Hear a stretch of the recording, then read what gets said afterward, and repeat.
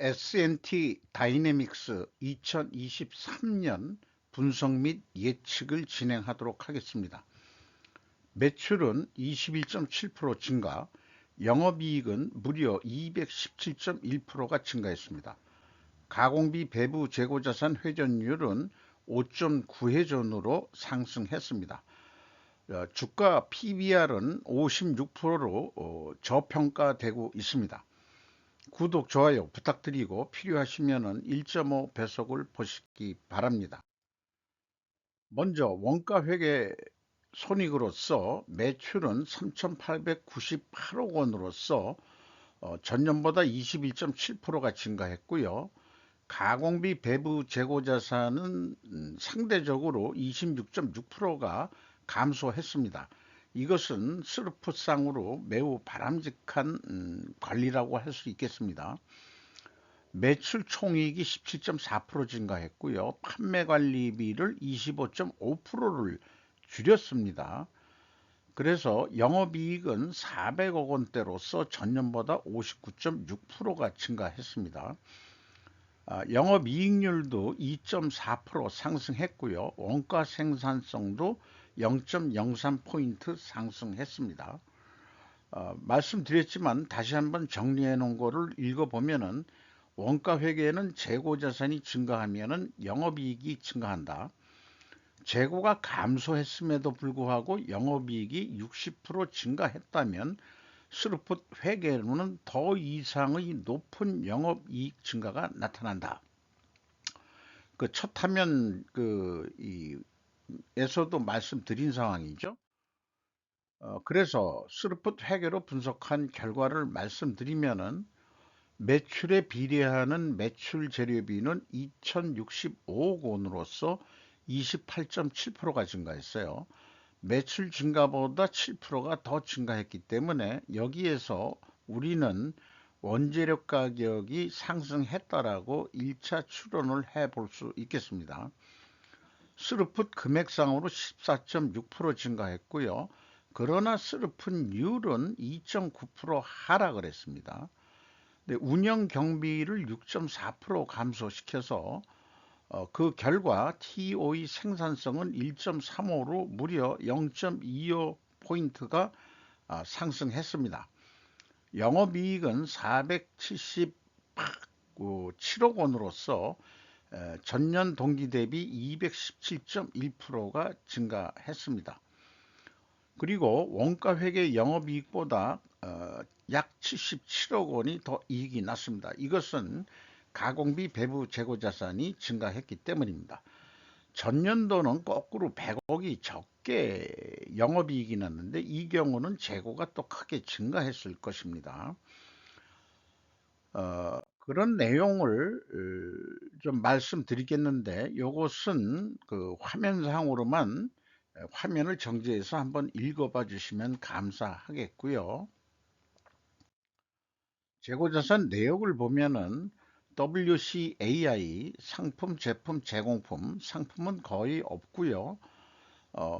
이 제품이 크게 줄었어요. 199억 원이나 재고가 많이 줄었다는 얘기죠. 제공품도 좀 줄었습니다. 그래서 204억 원의 재고가 감소한 것이 스루풋 영업이익이 크게 증가한 이유가 되겠습니다.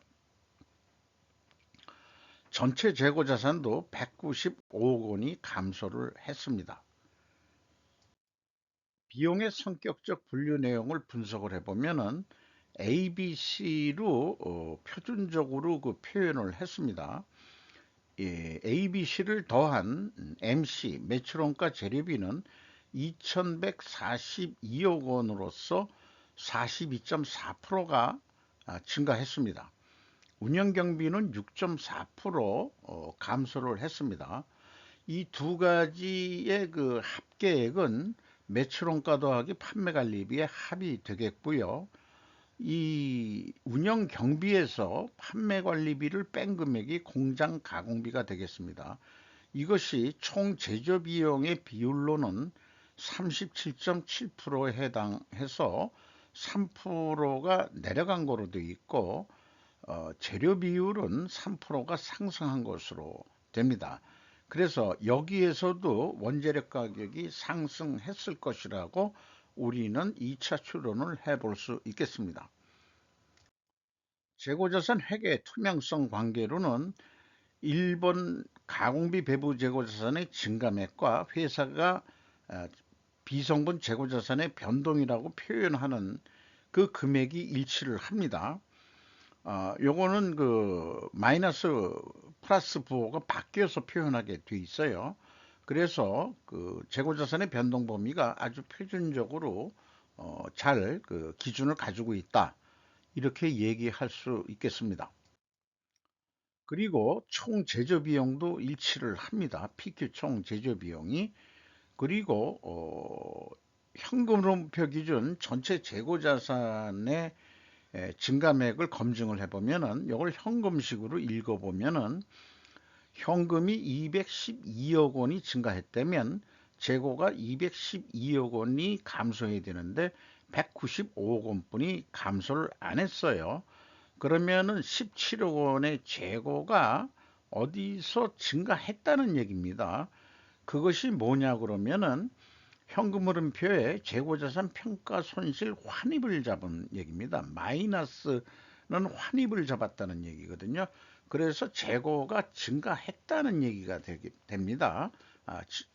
재고가 감소함에도 그 이 평가손실액을 다시 종전에 평가손실을 크게 잡았던 거에서 환입을 다시 잡았다는 얘기예요. 평가충당금이라는 계정에 충당금으로 있다가 그 평가 충당금을 줄였다는 얘기도 되는 거죠. 운영 경비에서 인건비가 306억 원대로서 전년보다 9.9%가 감소했습니다. 이런 경우가 좀 이제 좀 이상하게 보이죠? 매출도 증가하고 그랬는데 어떻게 인건비는 감소했을까? 직원 수도 무려 57명이나 감소를 했어요. 대신 이제 평균 임금은 6,100만 원으로 산출이 되는데 약간 임금 인상을 좀 시켜줬어요. 이익이 많이 날 것 같으면은 좀 더 좀 올려줬으면 좋겠는데 제 개인적인 생각으로는 네, 1인당 평균 매출액도 크게 올랐죠. 인원수가 감소하면서. 그래서 이런 경우는 회사가 자동화를 많이 한 것 같다. 일단 그렇게 한번 추정을 해볼 수 있고 경비 중에서 외주 가공비를 보면은 490억 원으로서 6.5%가 증가했어요. 근데 일부는 제 생각인데 아마 그 이 기업이 오래됐으면은 정년이 도달하신 분들이 좀 많아가지고 요즘은 뭐 고령화 시대다 보니까 아직 일할 수 있는데 그런데 이제 법적으로 정년이 됐으니까 나가는데 나가셔가지고 그냥 우리 일을 계속 좀 해주세요.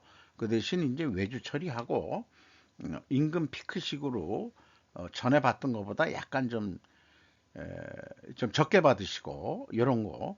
그래서 보통 협상이 되는 게 정직원으로 받던 때 급여가 한 100이라고 그러면은 한 80%라도 계약을 합니다.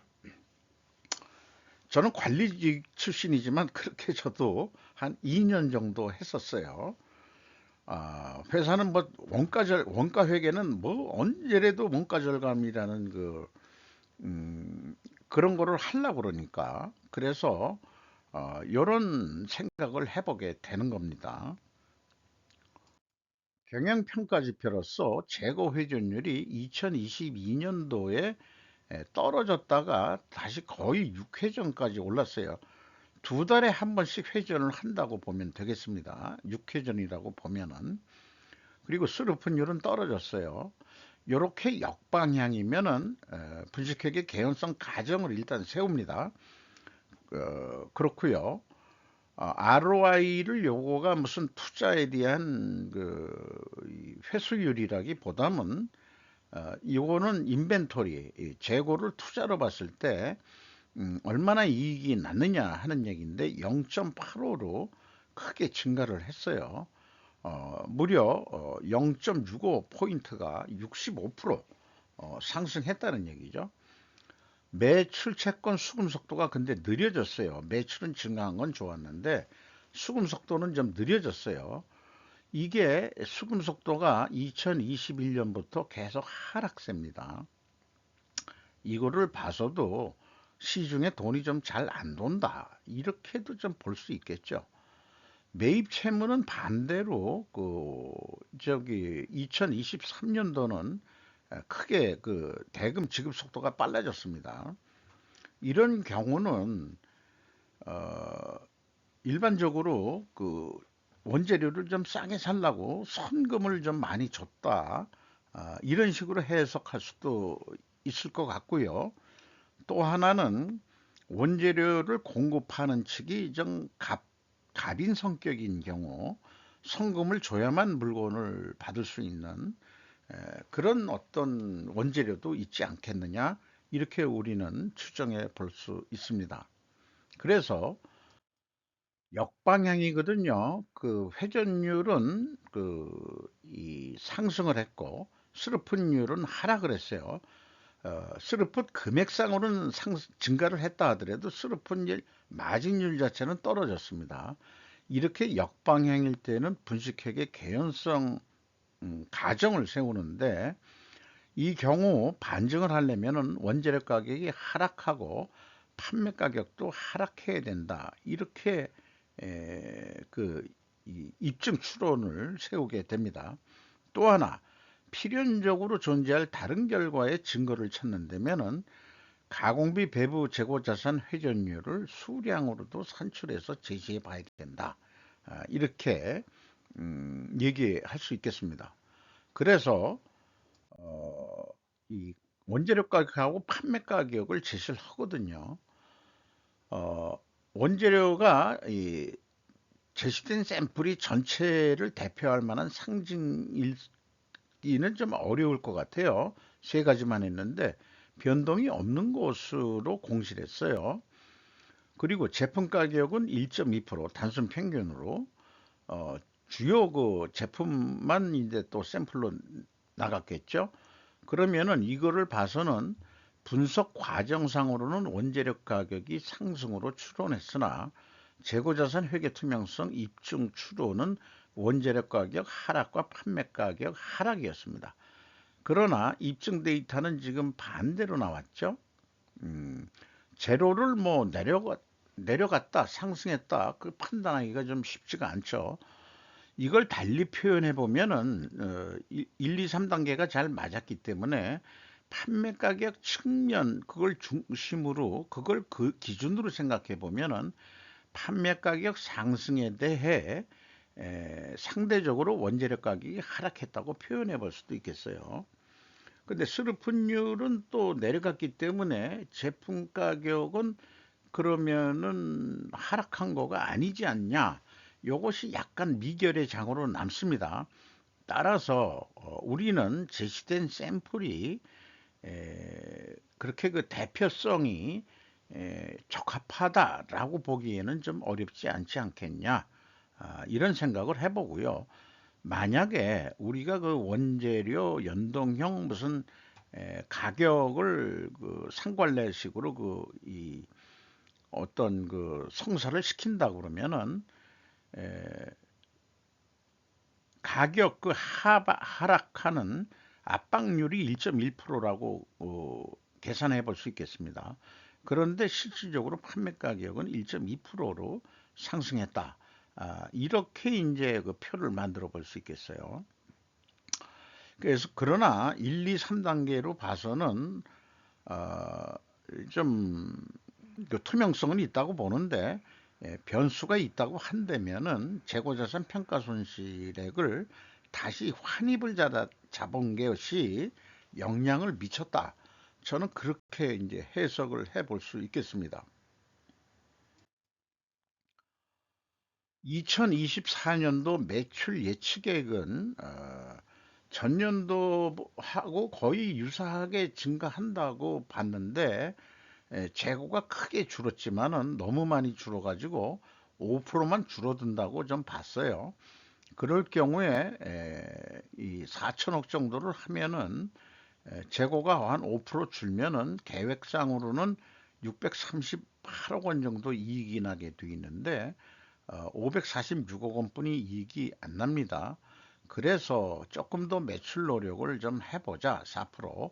그러면은 한 635억 원 영업이익이 나는 것으로 그렇게 예측을 해볼 수 있겠어요. 그런데 반대로 매출 노력을 안 하고 재고만 20%를 증가시켜 보자. 음, 열심히 생산을 한다 이거죠. 어차피 내년에 팔린다고 본다면은 그러면은 매출 노력을 더 안 하더라도 영업이익은 687억 원으로 증가한 것으로 나타날 것입니다. 이것이 이제 원가 회계의 마술인 거죠. 간단한 마술을 이렇게 회계 전문가들이 써서 거의 100년 이상을 그 회계 세력들이 이 세계를 지배하고 있다. 이렇게 이제 비유를 해볼 수 있겠습니다. 그래서 그런 마녀를 우리가 좀 없애야 되기 위해서라도 스루폿 관점으로 보면은 한 5천억은 해야 한 천억이 남는다. 예상이 작년만큼 매출이 증가한다는 비례로 봤을 때 그런데 회전율까지 6회전까지는 좀 해보자. 5.9회전이니까 조금만 더 노력을 해보자. 그러면은 매출 증가 효과가 5,098억 원 정도 되면은 영업이익이 1,073억 원 정도 이익이 1천억 원대 영업으로 올랐을 수 있을 것이다. 이렇게 생각합니다. 그래서 스루풋 회계 기준으로는 거의 10만 원 차이가 나게끔 매출이 더 증가할 것이라고 이렇게 예측이 됩니다.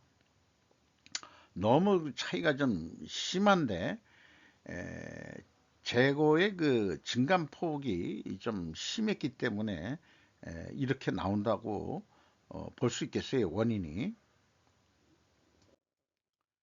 그래서 이제까지 그 분석을 하면서 어떤 통계적인 측면인데요.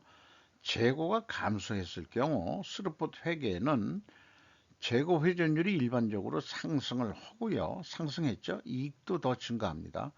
그리고 판매 회가는 원가 회계보다 높게 나오게 됩니다. 그래서 이 경우는 디프레이션을 경제적으로 거시적으로 보면은 스루풋 기준으로 봐서는 재고를 줄이게 되면은 이 스루풋 관점에서는 디프레이션을 완화하는 그런 기능이 있을 수 있다. 저는 그렇게 주장하기 시작하고 있습니다.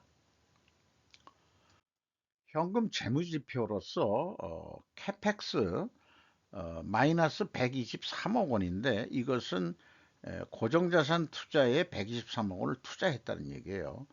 그리고 EAT 세후 현금 순이익은 481억 원을 벌었습니다.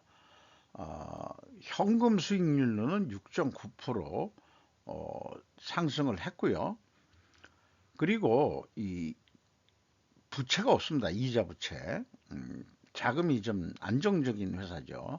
무차입 경영으로 하고 있습니다. 주주들이 가져간 돈이 112억 원대로서 이익 배당률로 표현한다면 ROE라고 하겠습니다만 1.6% 선입니다. 그런데 2021년도는 2.6%인데 이것은 이제 자기 주식을 취득한 게 있기 때문에 이렇게 높게 나왔어요. 그런데 우리가 그 은행 금리 이자가 얼마인지는 몰라도 일반적으로 그 이익 배당률이 은행 금리 이상은 좀 줘야 되지 않겠느냐. 예금 금리요. 뭐 그런 거로 봐서는 이익 배당률이 그렇게 높다고 볼 수는 없을 것 같습니다. 어, 최종 547억 원의 현금을 벌었다. 이렇게 인식할 수 있겠습니다.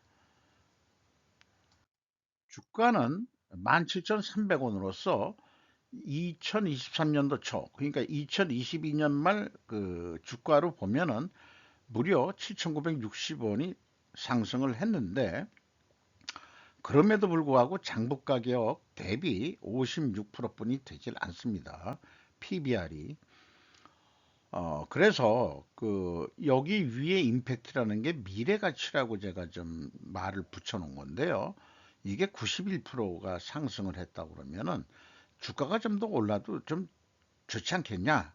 이런 생각을 해보게 됩니다. 5% 이상 주주는 S&T 홀딩스가 42.27%를 가지고 있고 자기 주식을 꽤 많이 가지고 있죠. 그래서 주가를 더 올리기 위해서 지금 정부에서 요구하는 PBR을 1번 거 흉내내 가지고 1 가까이 올리도록 서로들 노력해야 되지 않느냐. 이렇게 된 거에서 일반 기업체가 화답을 했다는 게 자기 주식을 소각하겠다. 그러면은 어차피 유통 주식 수가 작은 거니까 나중에 이익 배당을 좀 더 많이 받을 수 있는 거 아니냐. 그런 의미에서는 주가가 좀 오를 수 있겠다. 이렇게 이제 좀 요즘 생각을 하고 있는 거죠. 그리고 외국인이 이 S&T 다이내믹스에 외국인이 5.64%가 있는데 오늘 검색해 본 거에 의하면은 JP 모건이 사고 팔고를 다 했어요. 5.64% 지분을 가지고 있습니다. 제가 뭐 주식에 대해서는 잘 모르지만은 외국 자본들이 주식 투자에 나름대로 뭐 또 실력이 있다고 그런다면은 외국까지 와가지고 좀 돈놀이 해보자고 주식 투자를 하는 거니까 외국인들이 5% 이상 투자 지분이 높은 쪽은 좀 뭐 잘 몰라도 그냥 조금 투자해 볼 만하지 않겠냐. 뭐 한국 증권회사들을 무시하는 건 아닙니다만은 하도 작전 세력이나 뭐 이렇게 뭐 그런 것들도 있어가지고 JP 모건이면은 세계 최대 굴지의 은행이나 마찬가지거든요. 어, 그런 데서 이 S&T 다이내믹스를 5% 이상 지분을 가지고 있다 그러면은 관심 종목이다. 이렇게 볼 수 있겠죠. 이하 자료들은 그냥 참고해 보시면 되겠습니다.